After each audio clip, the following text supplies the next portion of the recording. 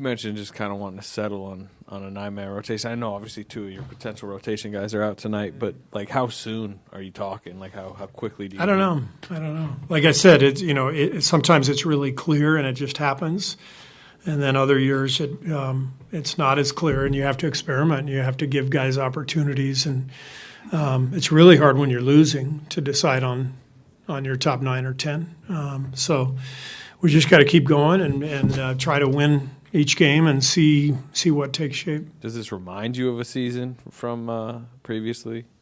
Not really. I would say most of the time since I've been here, we've had a pretty clear top 9 or 10.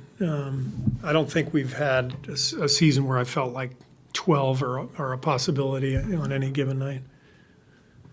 That's a good sign, though. We got a really good roster, but we've just got to figure it out, and it's going to mean that there are going to be some people who are unhappy, and it's going to be how it goes. Yeah, last one on this. I mean, in some ways, at times your young guys can be performing better than your veterans. How difficult is that decision of potentially lowering veteran minutes for young guys? Yeah, and all that has to be factored in. I mean, look, I'm really patient, and I've got guys who are championship players, and if you look at Klay and Wiggs early on, they both have struggled, but I'm of the opinion that we got to show some patience because we know what they are. And you look at Wiggs the other night. I mean, he looked great, and so I think our patience has been rewarded.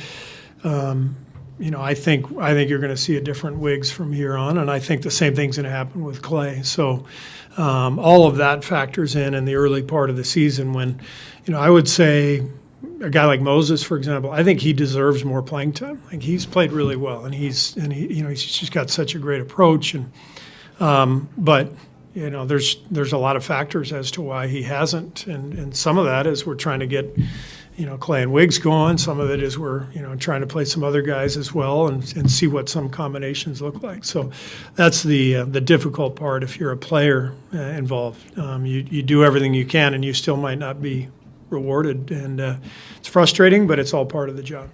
Just how important was Chris Paul tonight, Steve? Obviously played 34 minutes and was plus 12, I think. How important do you think he was? Yeah, he was amazing. I mean, just getting us organized and down the stretch.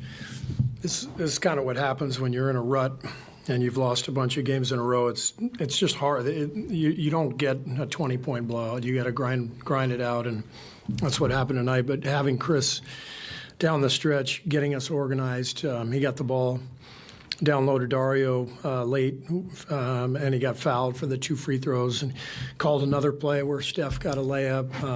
That's the beauty of having Chris out there is he's a true point guard, organizer, game closer. So he was great tonight.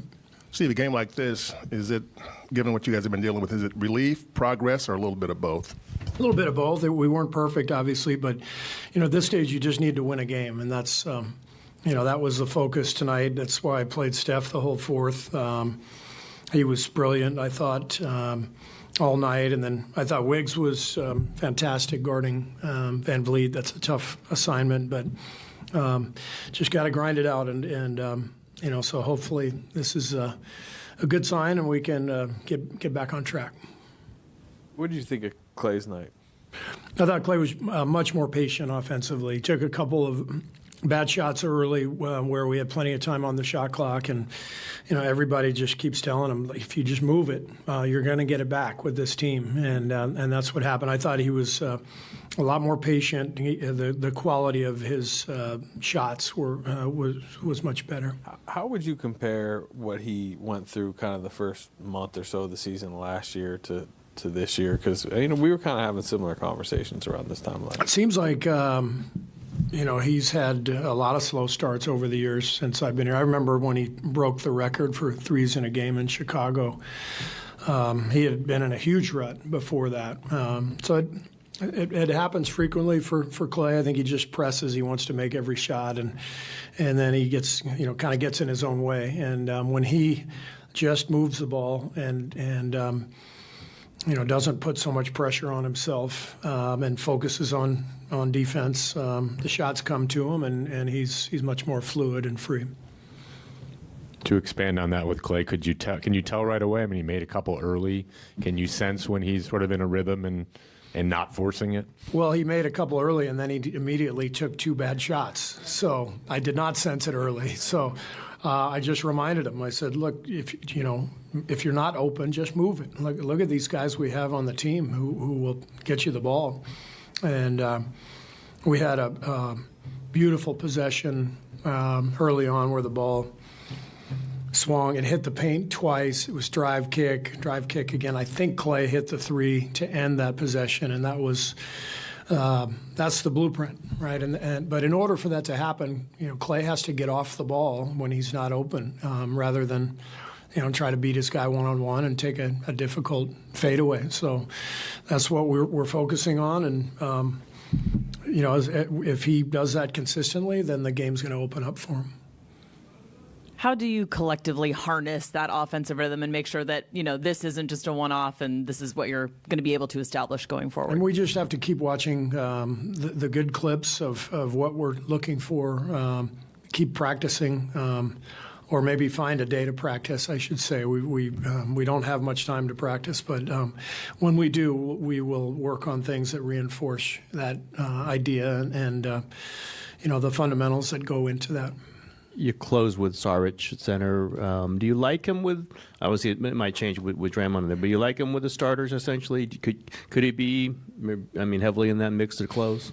Yeah, he could close any night just based on what he does offensively. He just gives us a different look with his 3-point shot, and it spreads the defense out, gives other guys driving lanes. So Dario's great. He's a hell of a player. We're lucky to have him, and he could close on any night. You mentioned before the game that your bench has outscored the opponents every game but one. They outscore them again tonight. How does it complicate the way you're kind of looking at how you can put rotations together? Do you hey, let's just keep them together or insert them one into the start? How does that factor in when your bench players are playing so well? Well, I think we're still trying to put the puzzle together. And, we've started Chris the last couple of games, with Draymond out. We brought him off the bench quite a bit. But, every move has an impact on the next move. And, who's if you start one guy, then the bench rotation changes and, so that's what we're trying to figure out. I don't think we have any set pattern that we're comfortable with, but we really like all the guys coming off the bench. They're all playing well. It's just we've got to find the right combinations. 8 turnovers for the team. Is there something when you have low turnover games? Is there something? Is it less dribbling, more moving the ball, like you said, or what sort of leads to only 8 turnovers in a game? Well.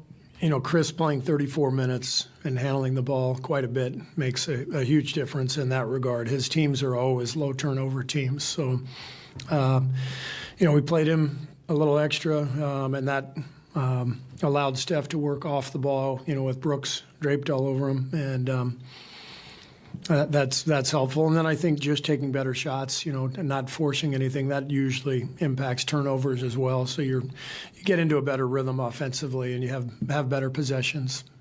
When did you decide to go the full fourth quarter for Steph? Was that pregame, hey, we might, or was it? No, we took him out with 5 minutes left in the third, and which was a little early, but he turned it over, and he just looked a little tired. And then at the start of the fourth, it just felt like, I think we were up 11, maybe, felt like a crucial part of the game, and I just wanted to get him out there to start the quarter to make sure we got off to a good start.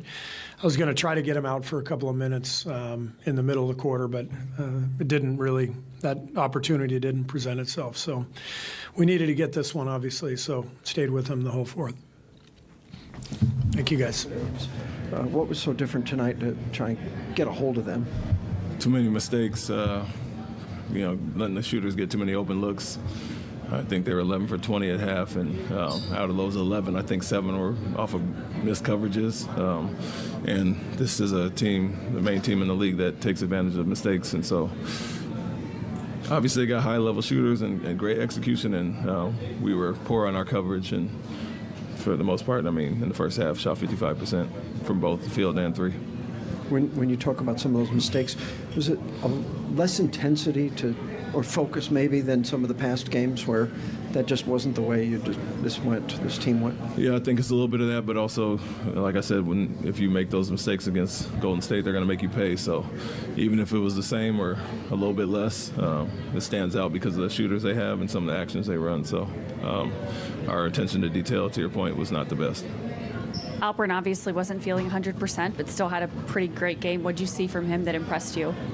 Yeah, same thing he did when he was hurt with the ankle and pushed through it. And, he loves to play in the games, obviously, and wasn't feeling his best early. You could see it a little bit on his lift. And, he got loose as we went and had another great game. So love that part, him, having resiliency to push through. And you're either injured and can't play or you got some pain and you can kind of push through it. And he's done that a few times this year. So kudos to him. What led to the decision to hold Jalen out of the whole fourth quarter? The group that was in was playing better, and that had a good spark there. Obviously, he scored 35 in that quarter, and just like the energy.